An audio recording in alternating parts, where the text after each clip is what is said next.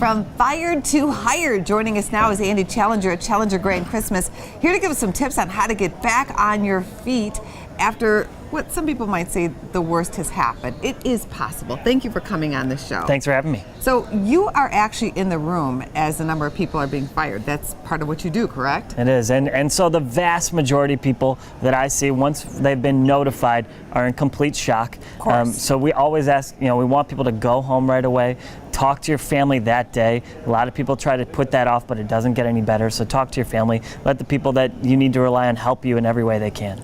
And then also make sure you're leaving in the most graceful way you possibly can. It's tempting to get angry and tell everybody how big of an idiot your boss is and why this job was terrible. It's emotional, but if you leave gracefully, the next day when you wake up, all you have to rely on is your friends, your family, and your former colleagues in terms of networking, helping you get out there. So you really want to leave in the most professional way you can. And maybe even your boss. Sometimes people are let go just because the company is slimming down and you've done nothing wrong. It just happens that the company is going in a different direction. I've also seen it happen where if you leave really gracefully, sometimes you can eke out extra money in a severance package. Yeah, it's always a good idea to have a lawyer review your severance agreement after you leave, just to see if there is any room to get a little bit more. Or just ask. Or just ask. And it comes in different components. There are different services that you could get, maybe extended health care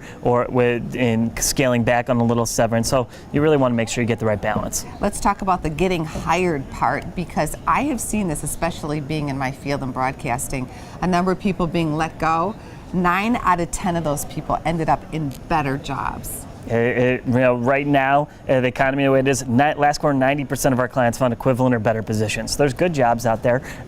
There is a way to go about it, and the vast majority of the people that find jobs do it through personal connections. So day one, you want to take some time, take a moment, breathe, compose yourself, get a strategy together, and then start going after. We always try to say, meet with 30 people in your first 30 days out of a job. Every single day, go get a cup of coffee with somebody, talk to them about their job, and start that process of networking and getting yourself out there. 30 people in 30 days, because somebody might know something about a job, even a part-time job. Is this a good time to maybe put your skills together and go out there and say, hey, I'm available on a freelance basis? Great.